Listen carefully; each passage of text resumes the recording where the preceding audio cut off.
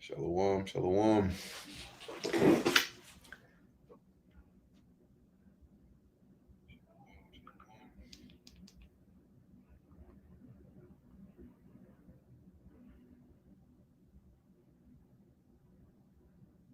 Cool. All right, shalom.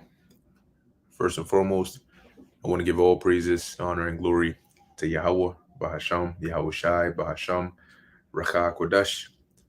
Double honors to the elders and the apostles of Great Millstone, and peace and blessings to the elect. And we're going to be continuing from where we left off in Daniel, the 8th chapter. Yesterday, I believe we finished off in the 6th verse. Yeah, I believe we ended in the 6th verse, which is basically dealing with the Greeks coming up and coming against the Persians, okay, and basically taking them down. So we're going to continue from the 6th verse, and Lord willing, see how far we can get into it. So this is Daniel chapter 8. I'll read verse 6 again. And he came to the ram that had two horns, which I had seen standing before the river, and ran onto him in the fury of his power. Right, and this was the he here is referring to the Greeks coming against the ram, which was the Achaemenid Empire. And as it says here, and ran into him in the fury of his power. So that's when they engaged in those wars. Verse 7, and I saw him come close onto the ram, and he was moved. He was moved with choler against the ram. And when you go into the word choler or choler, however it's pronounced, it basically goes into bitterness. You know, bitterness. Let's pull it up here, see if they have any synonyms on that. All right, marar, which is bitter. Okay, to be bitter, to be enraged. Right? Marar. And I was lucky I wasn't even sharing this. Okay, here we go. There you go. Marar, to be bitter, to be enraged. So the Greeks, when they came against the Persians, remember that when you go back a couple hundred years, there was tension between the Greeks and the Persians, right? They did have history, because going back to the time period of, and you can do some more research on this, but going back to the time period of Xerxes and even his father Darius, Darius the Persian, not Darius the Mede. But going back to that time, you had an important event known as the Ionian Revolt. Okay, remember that at this point in time, you had let's pull it up here, Ionian Revolt. Here's a good image. So this here is a picture of the what you can see is Ionia is over here. This is the Aegean Sea, and over here you have, Attica, Athens, and Thrace, and Greece, and so on and so forth on the west. So this is basically the far west of Asia Minor, or Turkey. And if we pull up a map here of the Achaemenid Empire, take a look at some of these images. I think this is, we could work with this. Right. So if we take a look here, you can see that the Persians had control over all this area, right? Or the Medo-Persians had control over all of this area. And what we're looking at in the other tab is this region right here. This is the Aegean, and we're looking at this region, Ionia. What happened was you had the Persian rulers that set up satraps or satrapies. Let me see, satrap. Okay, here we go. So you have a satrap, which is a provincial governor in the ancient Persian Empire, any subordinate or local ruler. So you had a satrap, which was set up over, I believe they were set up over a satrapy, which is a province that's governed by a satrap. So the Persians set up actual other Greeks over Greeks as tyrants, they call them. And you had an individual, oh, I forget his name, but like I said, you can look into it. The point is, he was sent on a expedition or a mission to a region called the Naxos Islands. He had to go and do something there, but he basically botched it. And when he botched it, instead of taking the L, he incited the native Greeks, which were living in these regions, Ionia and so on and so forth, and they were under the Persians. He incited them to revolt. Okay, and that revolt involved they got help from Athens and Etruria and basically some of these nations across the west. So they basically, had they took over. I think they burnt down one of the main areas of the Persian Empire, which was Sardis, and they went back and forth for a period of time. Eventually, the Persians shut it down, but Darius at the time was unhappy, and he wanted to basically show them. He wanted to punish them. So that's what led to what you have here. The first thing is the Ionian revolt, right? You had this revolt that was once again between the Greeks that were in Asia Minor against the Persians. After that calmed down, you had the Persians decided to invade Greece, which was known as, let's pull that up in a separate tab, the first Persian invasion of Greece. Okay, so it says here the first Persian invasion of Greece during the Greco-Persian Wars began in 492 BC and ended with the decisive Athenian victory at the Battle of Marathon in 490 BC. So you had the first Persian invasion of Greece, and as it sounds, or as the name is, the Persians decided to invade Greece and go and try to dominate them. It didn't turn out the best, but in in uh in in in light of that, they had planned for another invasion of Greece, okay, which was known as the second Persian invasion of Greece. And this was led by Xerxes. This is where you have basically the battle, the movie 300 with the Spartans and King Leonidas and all of them at the Battle of Thermopylae. That was within the second Persian invasion of Greece, the second time the Persians basically had a campaign to go and invade Greece. So these are just an example, or this is just an example to highlight that the Greeks and the Persians had, some bitter history prior to Alexander coming up into power over here. So when they came up and it says they will move a Kohler against them, it wasn't just like, oh, we're just taking over and they're just another one of these nations that are in the way and we're just going to take them down. But there was also some history there.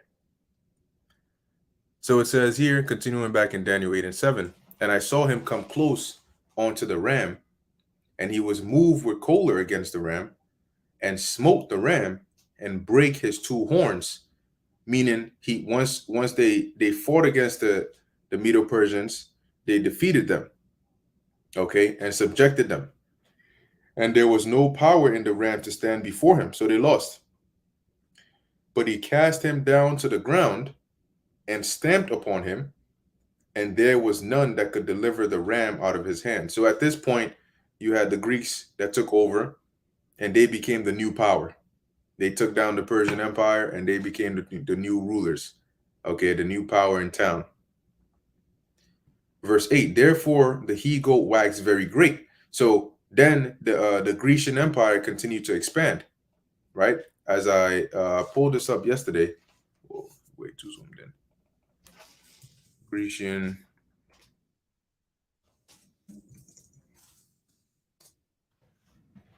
Yeah. I think we were looking at this.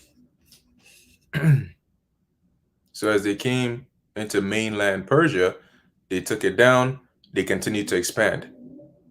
Okay. So now there was no other superpower in their way. They had just become that ultimate superpower at this time. So it says he waxed very great, and when he was strong, the great horn was broken. So when the Greeks hit the zenith, or the height of their empire, where they had expanded and taken over all this territory, the horn, which represents Alexander, was broken, meaning he died. And that's also written in the book of Maccabees, the book of First Maccabees, the first chapter, the first few verses, and that parallels this. Okay, but in Maccabees is giving you an account of what had happened. In Daniel 8 is giving you a prophecy of what was going to happen. And for it came up four notable ones toward the four winds of heaven.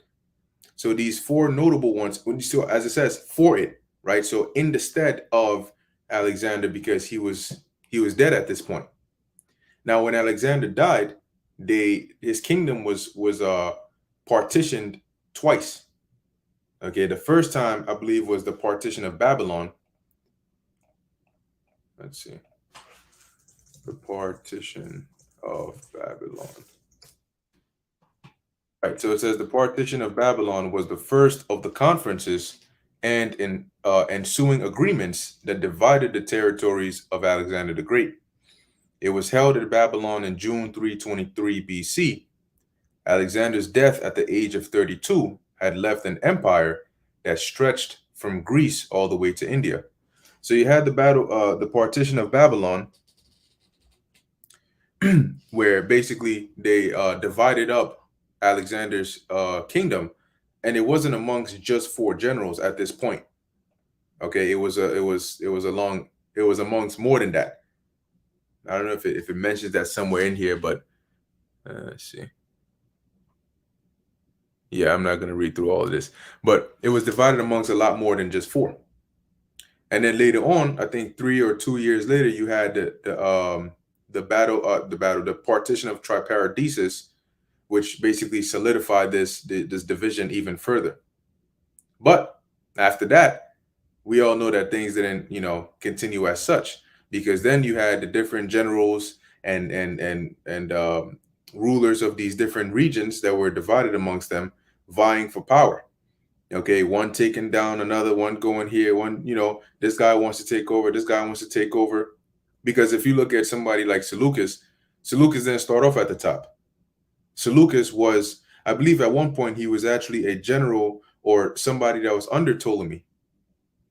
Ptolemy the first, right? Who was one of Alexander's generals. And I think they were actually friends. I believe they might have went to like the same, they basically knew each other when they were young.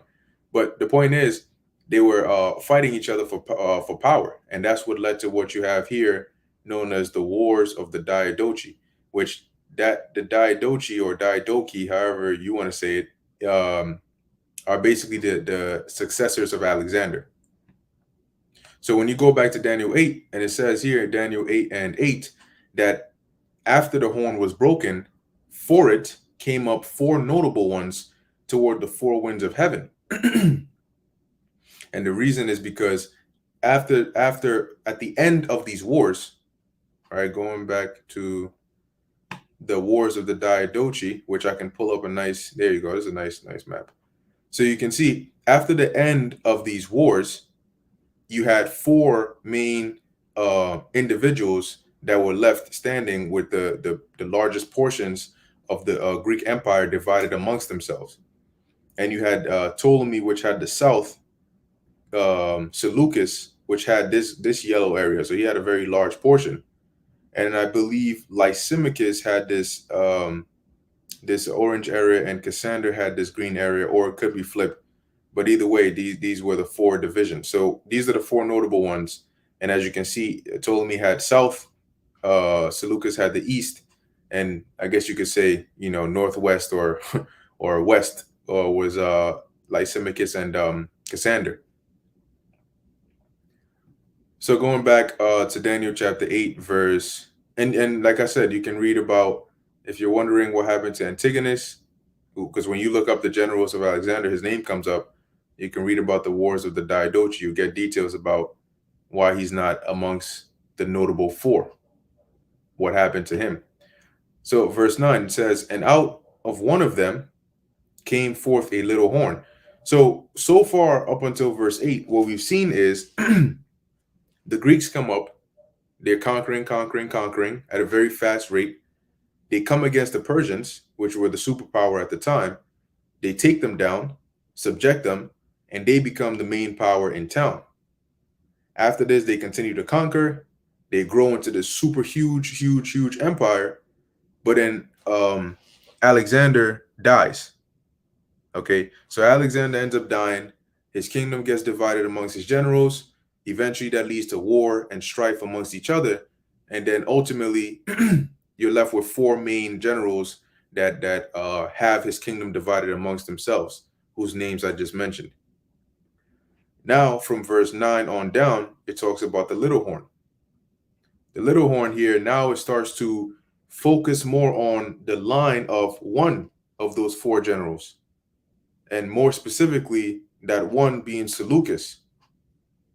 So it says, and out of one of them, so out of those four notable horns or notable ones, out of one of them, which was the Seleucid line or Seleucus the first, out of him came forth a little horn, and the little horn was one of his descendants.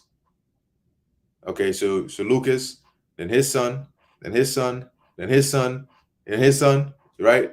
So that's that little horn, and that little horn was Antiochus Epiphanes, which that was his throne name. I believe his real name was Mithridates, but that Epiphanes was an epithet um that he put on.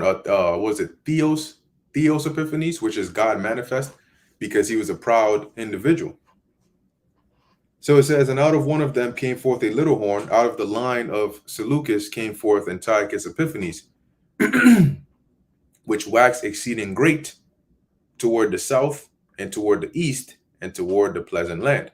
So basically, once he came up into power, he started to gain, because he came up into power through, he came in there through deceptions and through treacherous means. He gained the throne, right? He wasn't actually heir to the throne, but he gained it.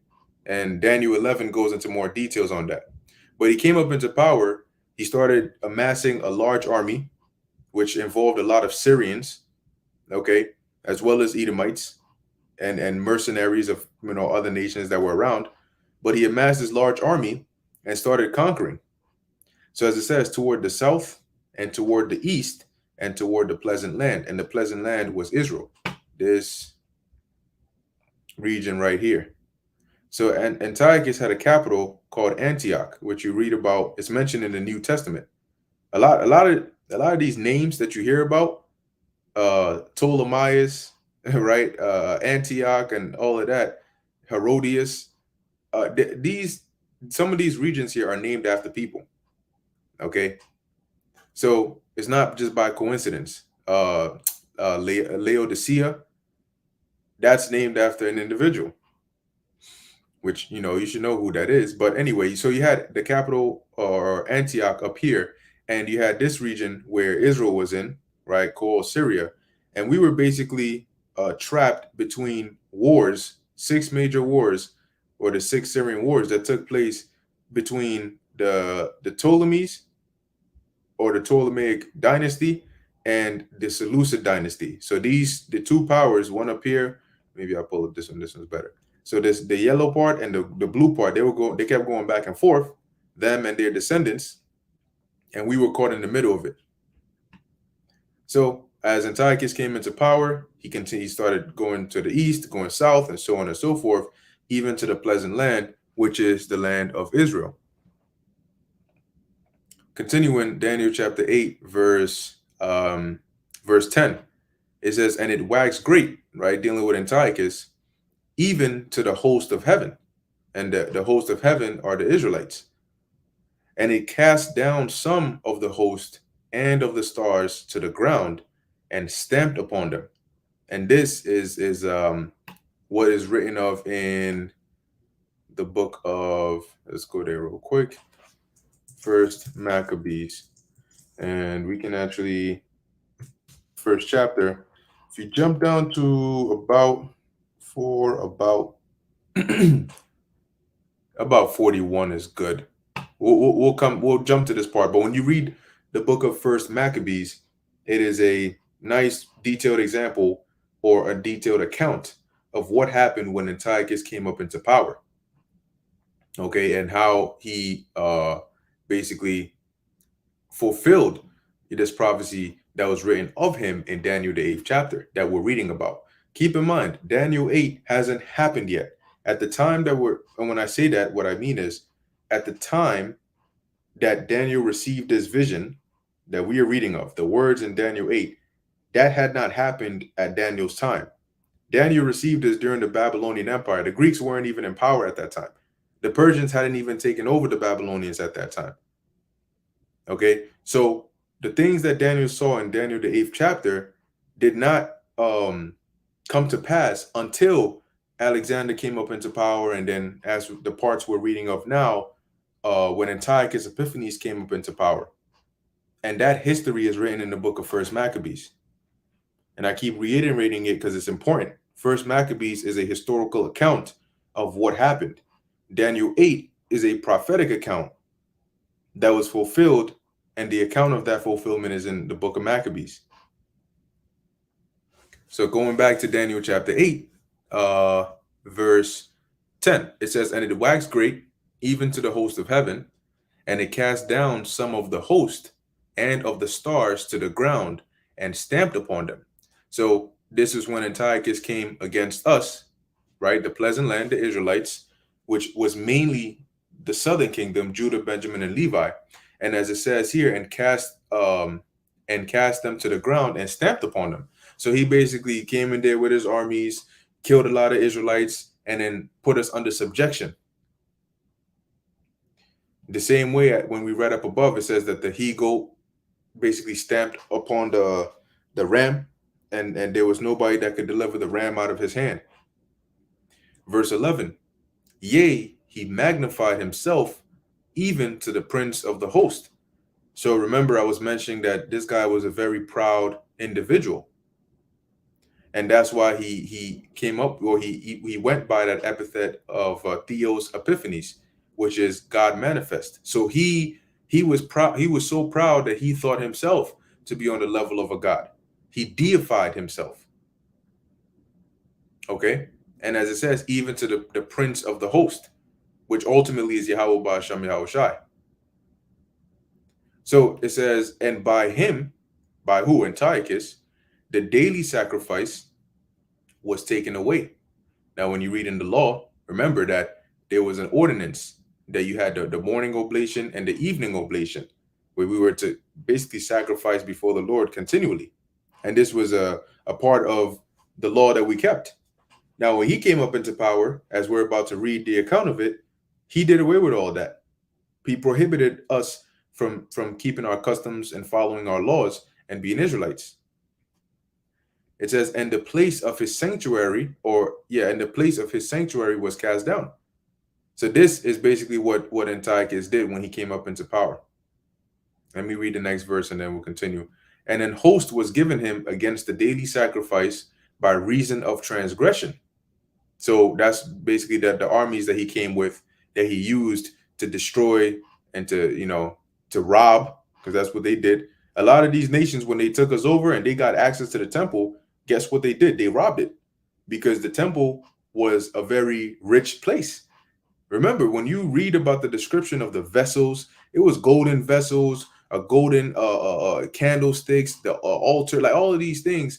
These weren't just decorated or painted. These were actual rich stones, rich and precious stones, and all of that. So to these nations, they didn't value it as, oh, this is a sacred place. To them, it was a gold mine. It was like they just hit the lottery. So of course they robbed it. It says, and it cast down the truth to the ground, and it practiced and prospered. So let's deal with verse 11, right? About how he by him the daily sacrifice was taken away. So now if we go to the book of First Maccabees chapter 1, I'm going to start at verse, let's see, 1 second. I'm going to start at verse First Maccabees 1 and 40. It says, or 38. 37. It says, thus they shed innocent blood on every side of the sanctuary and defiled it, insomuch that the inhabitants of Jerusalem fled because of them, whereupon the city was made an habitation of strangers and became strange to those that were born in her, and her own children left her. So you had Israelites fleeing because this guy came in there with his armies and they were just destroying and taking over, and people were running away for their lives. Her sanctuary was laid waste like a wilderness. Her feasts were turned into mourning, her Sabbaths into reproach, her honor into contempt. See, so as we were reading in Daniel 8, what was the part of the prophecy? It was mentioned that the place of the sanctuary was going to be cast down, which, as we're reading in First Maccabees 1, that's exactly what happened. They laid it waste. Verse 40, as had been her glory, so was her dishonor increased, and her excellency was turned into mourning. Moreover, King Antiochus wrote to his whole kingdom that all should be one people, and that every one, and we'll come back to this verse here again, but it says, and that every one should leave his laws. So all the heathen agreed according to the commandment of the king. Yea, many also of the Israelites contended or consented to his religion, and sacrificed unto idols, and profaned the Sabbath. For the king had sent letters by messengers unto Jerusalem and the cities of Judah, that they should follow the strange laws of the land. So to stop following the laws of Yahweh Ba'asham Yahushai, and to follow the strange laws, the profane heathenistic ways and customs. And what? Forbid burnt offerings and sacrifice and drink offerings in the temple, and that they should profane the Sabbaths and festival days, and pollute the sanctuary and holy people. So when you go back to Daniel chapter 8 and verse 11 and 12, 10, 11, and 12, we're reading of an account of this happening. How, as it says, by him the daily sacrifice was taken away, because we were prohibited and forbidden from sacrificing, and the sanctuary was cast down, which, as we read, they laid it waste. Okay, and how did they do it? By his armies. And even to the point where you had certain Israelites that fled, and other Israelites that defected to his side and consented. And as it says here, and it cast down the truth to the ground, and it practiced and prospered. So why was it that Antiochus's evil devices and his evil ways prospered? Why was he allowed to continue to do this? Because this was the wrath or the transgression, the wrath because of the transgression against the Lord. So the Lord had allowed this. And real quick, if we go to First Maccabees, chapter 5, verse, no, Second Maccabees, chapter 6.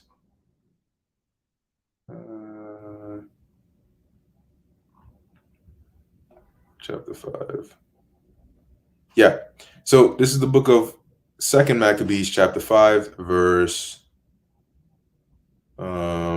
15. It says, yet was he not content with this, but presumed to go into the most holy temple. So this is still talking about Antiochus. Of all the world, Menelaus, that traitor to the laws and to his own country, being his guide, and taking the holy vessels with polluted hands, and with profane hands pulling down the things that were dedicated by other kings to the augmentation and glory and honor of the palace, he gave them away. And so haughty was Antiochus in mind, that he considered not that the Lord was angry for a while for the sins of them that dwelt in the city. Therefore his eye was not upon the place.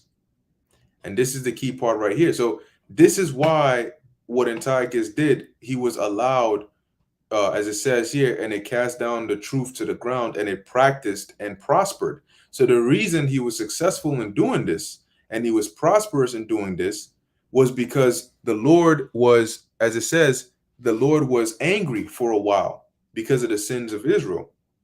That's why his eye was not upon the place, and that's why Antiochus was able to go on and commit these atrocities. And obviously getting, as it says, he was haughty in mind, proud as hell. So let's go back to Daniel chapter 8, verse 13.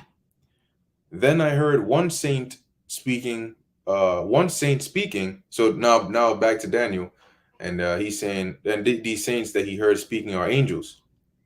And then I heard one saint speaking, and another saint said unto that certain saint which spake, how long shall be the vision concerning the daily sacrifice and the transgression of desolation, to give both the sanctuary and the host to be trodden underfoot?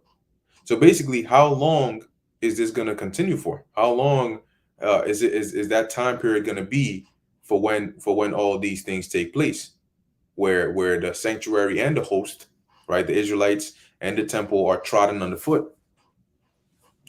And he said unto me, on to 2,300 days, then shall the sanctuary be cleansed. Which this 2,300 days comes up to about 6.5 years. Okay, to right about 6.5 years. Now, when you look up the time period for when Antiochus came up into power, I think he came up in about 175 BC, and they say about 164 BC is when Judas rededicated the temple, right? Because remember, the Lord raised up the Maccabees, the brethren, the Hasmonean family, and they basically fought off a lot of these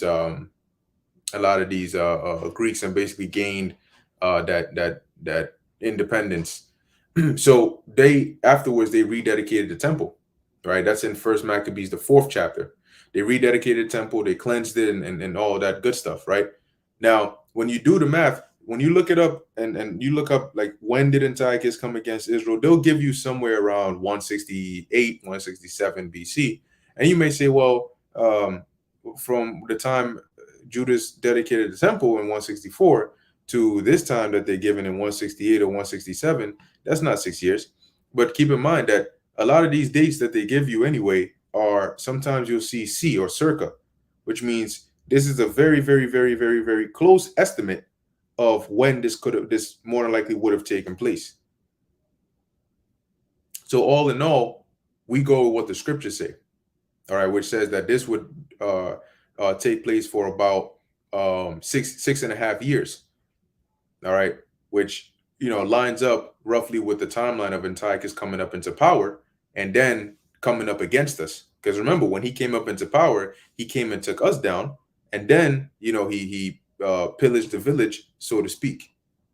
Okay, so this 2,300 days is that 6.5 year period where we were subject to Antiochus and so on and so forth, and then the Lord raised up the Maccabees, the Maccabean revolt, they call it, and eventually we were able to cleanse and rededicate the temple, which is where you get the holy day of Hanukkah from, which Yahushua kept, by the way. And that account of that is in the book of Maccabees. So for those that say that the book of the Apocrypha is non-canonical, guess what? How do you explain the fact that the Lord made reference to a feast, a holy day that is only recorded in this so-called non-canonical book? So let's keep on going. Verse 15. So now it says the interpretation of the vision. Now, when you read, for example, Daniel, the 7th chapter, you'll read in the first half what the vision that Daniel actually saw. Like, what was the vision that he actually saw? What did he actually hear? And why was he confused? And then late in the later half of the chapter, the angel will break down the vision to him and tell him, hey, what you saw means this, that, and the third. But just because the angel explained it to him does not mean that he was going to understand it. Because remember that he's in his time, it's prophetic. These nations, these people have not even come into power yet. Right? So even though it was explained or broken down to him, it doesn't mean that it would make sense. And that's why when you read getting to like the end of these chapters, he'll tell you that I kept thinking about it. I kept thinking about it, but I just couldn't wrap my head around it in so many words. Okay, so like we've read from the beginning on now, Greeks come up into power. They take down the Persians. They continue to grow their empire. Alexander dies. His generals come up into power, and out of one of the lines of his generals comes up Antiochus. Antiochus comes up in there, and he starts committing atrocities against us. Okay, so let's continue. And this endures for roughly around 6.5 years. So verse 15, it says, and it came to pass when even I, Daniel, had seen the vision and sought for the meaning, then behold, there stood before me as the appearance of a man. So remember, Daniel, he's seen a vision, and he's actually seeing animals. He's seen a he-goat with a horn. He's seeing a ram with two horns. So he's seeing this happening before him, but he's like, well, what does this represent? That's like if you had a dream, and you in your dream you saw a big ass python on a tree, right? And then you see a flying eagle that comes up and tries to attack the python, and the python is like trying to strike at the eagle, and they're going back and forth, and so on and so forth. And all of a sudden, the tree burns up. All of a sudden, it just catches on fire with the python and the eagle or the bird. And you like, okay, what you understand that it has some spiritual meaning, but you have no clue what that is.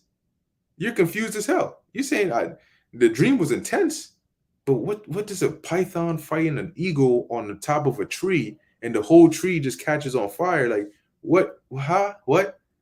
So that's when you would get a breakdown. Oh, maybe the python represents, I don't know. Yeah, I'm just making something up, right? But maybe the python represents the Russians, and then the bird represents the U.S., and they're gonna go back and forth, and Russia gonna attack the U.S. gonna attack Russia, but at the end of the day, they're all gonna be destroyed by the fire of the Lord, right? That's just an example. Okay, that's why they were so confused when they saw these visions. They were like, what's going on here?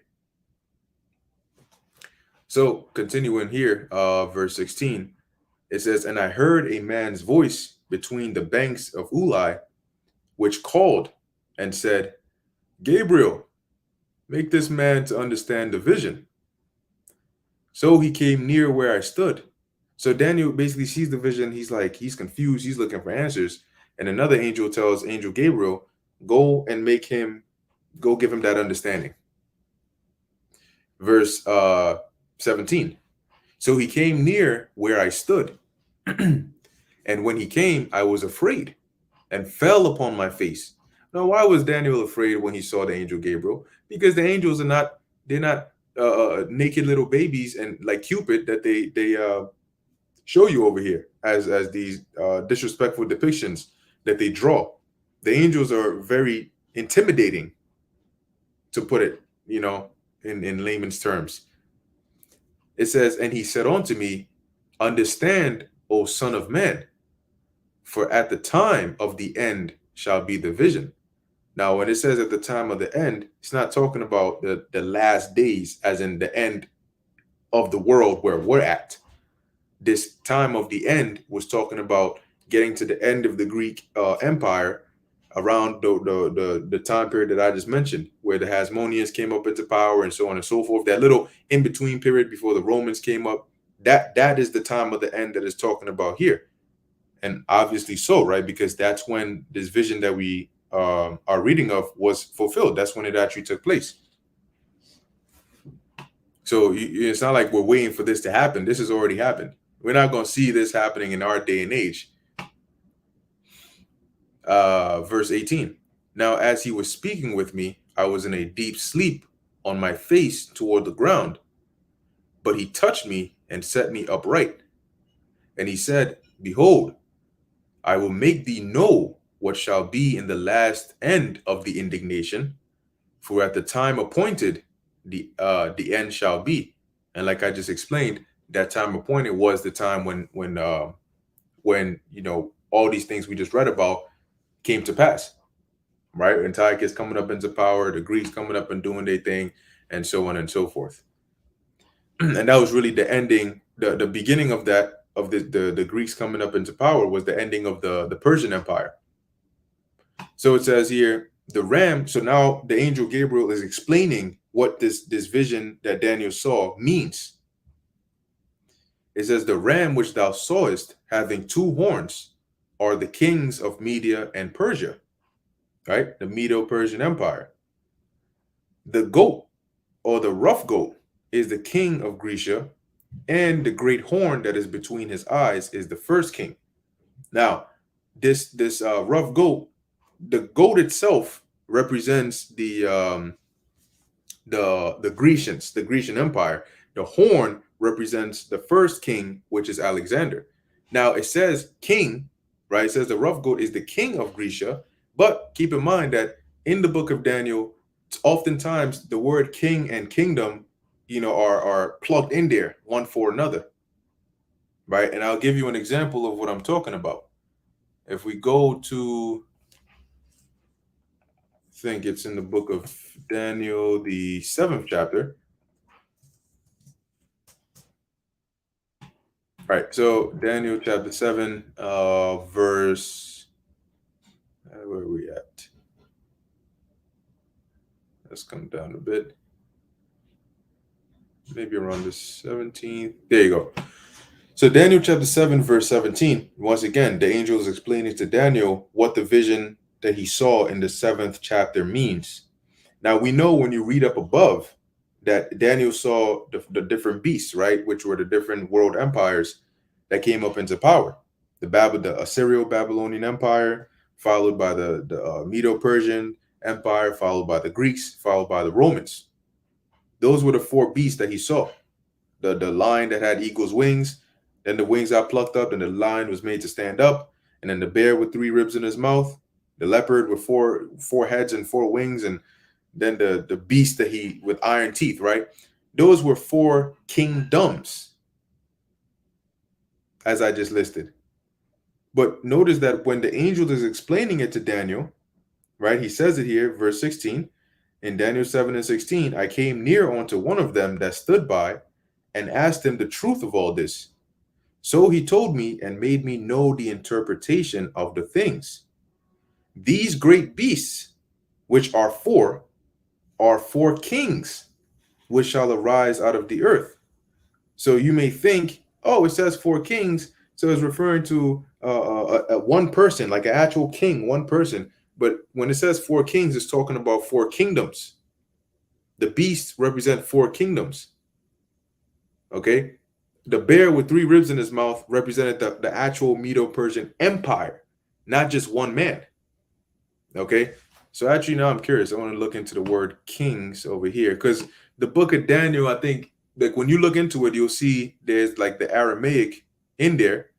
Let me see. Which Aramaic is a dialect of Hebrew, is like a sister language to it.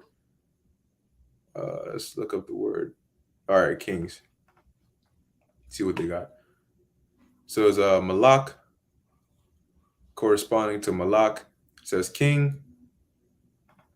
Oh, Slovakia, not sharing this tab. I always keep forgetting to do this. But yeah, so as you can see, it says king, king. But then again, right, it's chances are that it could be similar to the use of the word father, right? Sometimes when you read in the scriptures, oh, not sharing. Sometimes when you read in the scriptures, you'll see that it'll refer to somebody, like, I don't know, it'll say like, and Nebuchadnezzar was the father of Belshazzar, right? Or David was the father of Rehoboam. Like, that's just an example. And we know that it's not talking about his actual direct father, but rather his forefather. So this could be a similar case, right? But the point is, when it says king, it's really talking about a kingdom. So let's go back to Daniel chapter 8. And where do we leave off? Verse 21. It says, and the rough goat is the king of Grecia, and the great horn that is between his eyes is the first king. And we know the first king was Alexander, the Greek. Verse 22. Now that being broken, so after he was dead, whereas four stood up for it, four kingdoms shall stand up out of the nation, but not in his power. And I mentioned those kingdoms, right? The Ptolemaic Empire or dynasty, the Seleucid dynasty, and then the regions run by Lysimachus and Cassander. But as it says, not in his power, meaning one thing or two things. The first is these generals were not from the direct line of Alexander. They weren't his descendants. And number two, these generals did not rule according to what Alexander's plan or intention was. Alexander wanted or had a pan-Hellenistic idea, okay? Which is why when the Greeks took over, they turned the lingua franca, the language of the time, to Greek. So when you come into the New Testament, you notice that there are a lot of different countries and regions that all spoke Greek. Like today, you can go to India and Japan and the Caribbeans, and what is one of the main languages, one of the central languages that you'll hear is English. Same thing. Back then, it was Greek. It was one of those main languages. Now, what for what possible reason would Greek be one of the main possible languages? Because the Greeks were ruling. They took over at one point. Okay? But the point is, when these generals came into power, they all had their own ideas. They all had their own mindset, their own ideology, what they wanted to do. So they weren't unified in the same plan as Alexander. Verse 23, and in the latter time of their kingdom, right? And that's when all of this happens, when the transgressors are come to the full, a king of fierce countenance and understanding dark sentences shall stand up. And this is talking about Antiochus Epiphanes. Now it says here, of fierce countenance and understanding dark sentences. Does that mean that Antiochus was reading them scrolls and breaking down them precepts, them dark parables? No. But when it says he was understanding dark sentences, what it means is that he was what you would call like a master manipulator. Okay, he was very cunning. Okay, now when you look into the word dark sentences,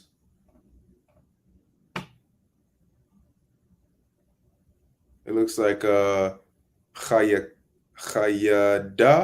or yeah, something like that. It says here, it says riddle, difficult question, parable, enigmatic saying. And let's see. Yeah, it says trick, a trick, conundrum, sententious maxim, dark saying, and as you can see in the bottom here, it says double dealing. Right? So him understanding dark sentences, meaning that he was like a master of deception. He was a very cunning and manipulative person. This is when you read all throughout like in the book of Maccabees and you read about what Antiochus did. This is exactly what he did. Pretend to be at peace with one person. In the back of his mind, he's really trying to play this person so he can have his advantage over him. One example is what he did with this guy, Ptolemy. I think it was Ptolemy the Sixth, which was his nephew, if I'm not mistaken. Device. Let's see. This is.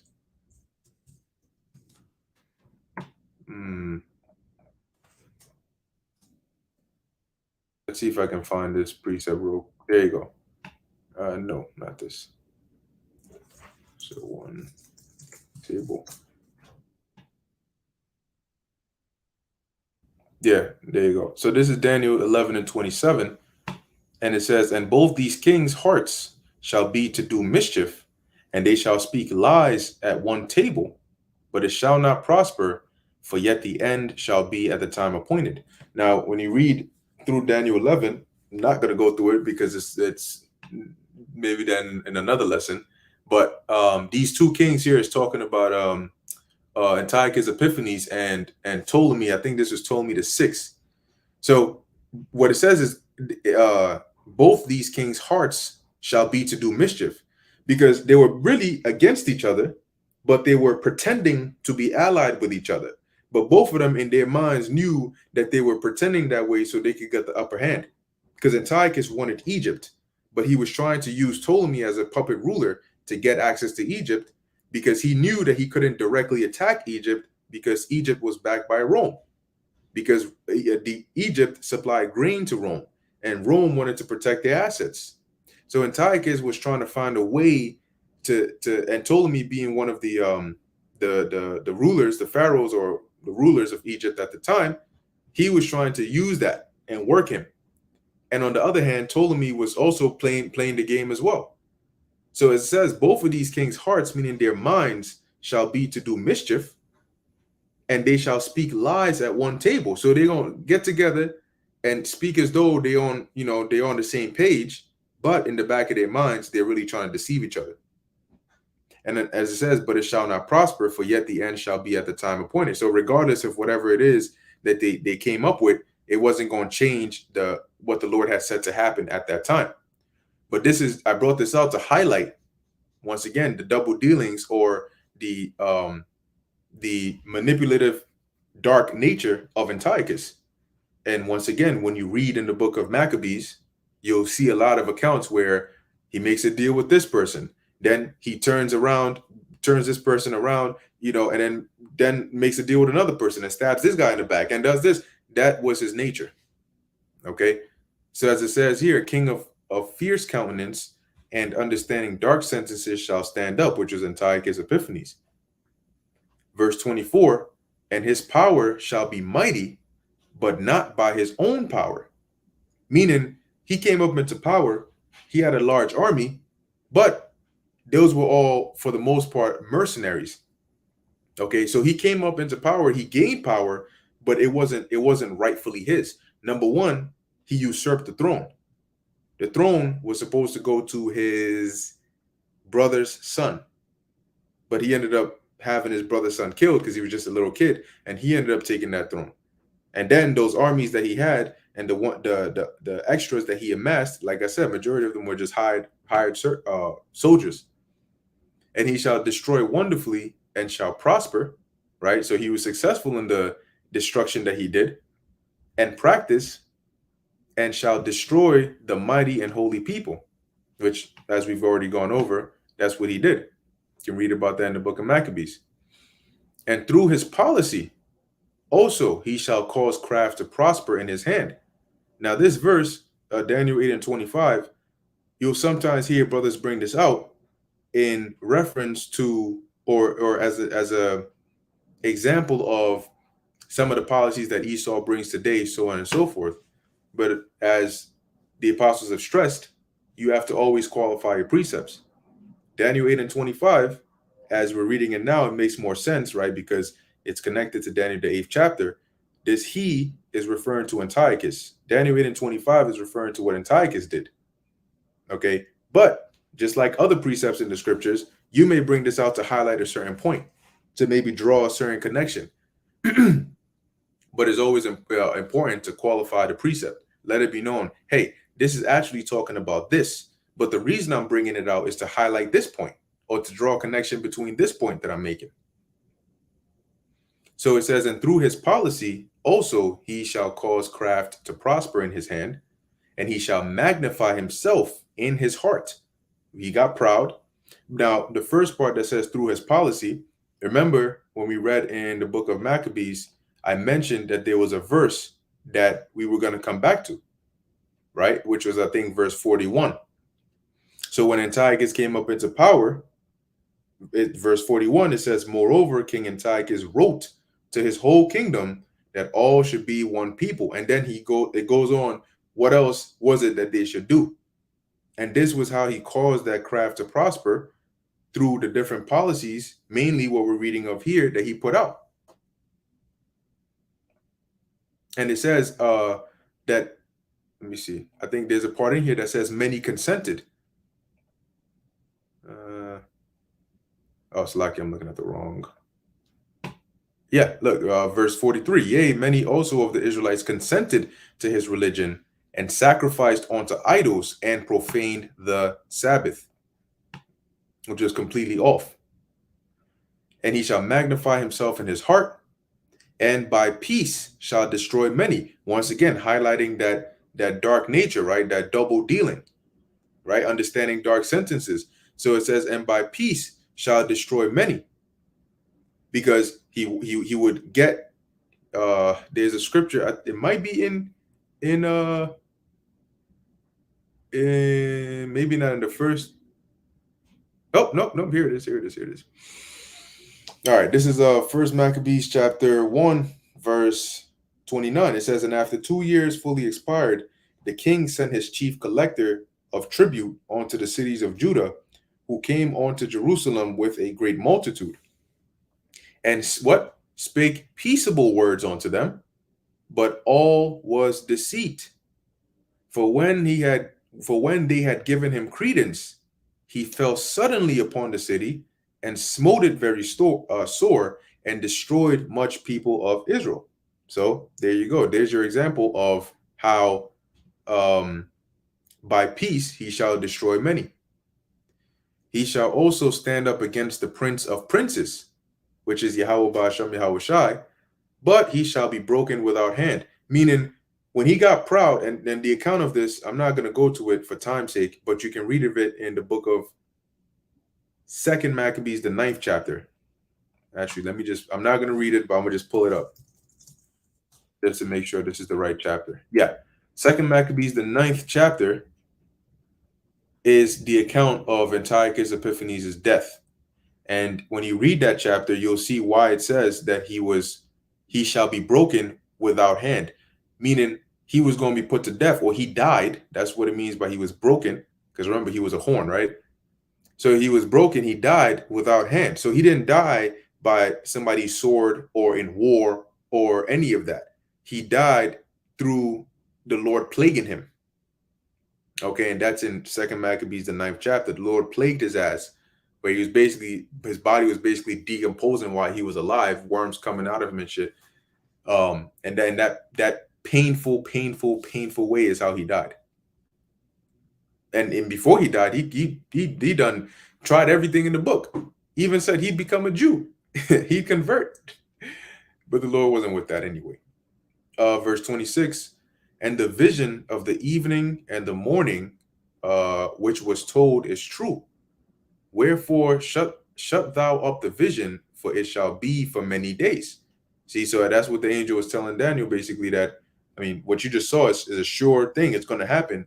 But, that's not something that's relevant to your time now, because it's going to be for many days. Right now, you still got Belshazzar ruling. He hasn't even gone down yet. And after him, then you got the Persians that got to come and reign for a good ass period of time. And then that's when this is going to take place. Somewhere around like the 330s BC. And at this point, it was like 530. So you're looking maybe around close to 200 years or so before this was to take place. That's why it says it shall be for many days. Verse 27, and I, Daniel, fainted and was sick certain days. Afterward, I rose up and did the king's business, and I was astonished at the vision, but none understood it. So basically, he had the dream. He heard it. He was confused. He got sick. He woke up. He was still shocked at it, thinking about it. And as it says, but none understood it. So he himself didn't fully get it. And it's possible, right, that those around that he might have even discussed it with, they didn't understand it. All right, but pretty much that is the book of Daniel, the 8th chapter. Yeah, like I said, especially in the book of Daniel, there's a lot of historical context in there, but it's really up to you how deep you want to go with it. But you really only need what's sufficient for you to understand the verses. Okay, so with that, I'm going to end it here. Lord willing, that was edifying to the elect. In closing, I want to give all praises, honor, and glory to Yahweh, Bahasham, Yahweh Shai, Bahasham, Rechak, Kodash. And until next time, Shalom.